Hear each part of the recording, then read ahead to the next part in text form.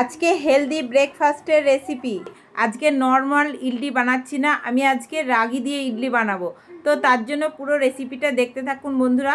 এখানে আমি কড়াইয়ে তেল দিয়ে 1 চামচ সর্ষে, 1 চামচ জিরে, ছোলার ডালগুলো দিয়ে দিয়েছি, ভালো করে ভেজে নেব। তারপরে কিছু সবজিও দিয়ে ভালো করে ভেজে নেব। এখানে আমি সবজি নিয়েছি গাজর, ক্যাপসিকাম আর বিনস।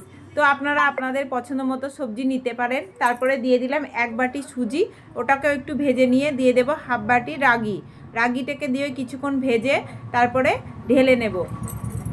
রাগিটাই খুব হেলদি এই ইডলিটা, আর খেতেও খুব টেস্টি। অবশ্যই আপনারা একবার বাড়িতে বানাবেন, আর ভালো লাগলে প্লিজ একটু লাইক কমেন্ট শেয়ার করে দেবেন। তো ঢেলে নিয়ে একটু ঠান্ডা করে তারপরে আমি দিয়ে দিলাম এখানে 100 গ্রাম মতো টক দই, আর অল্প অল্প করে জল দেব, যাতে ঘনত্বটা বেশি পাতলা না হয়ে যায়। তো জল দিয়ে আমি 20 মিনিট মতো ঢাকা দিয়ে রেখে দিয়েছি। দেখুন 20 মিনিট পর খুলে দেখলাম, তারপরে আমি এখানে ইনো অ্যাড করে দিলাম।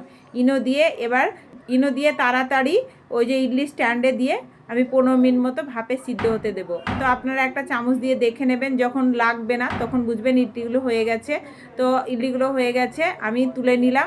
আর এর সঙ্গে দিয়েছিলাম বাদামের চাটনি। সত্যি দারুণ টেস্টি হয়েছিল এবং হেলদি। অবশ্যই কেমন লাগলো রেসিপিটা কমেন্টে জানাতে ভুলবেন না প্লিজ।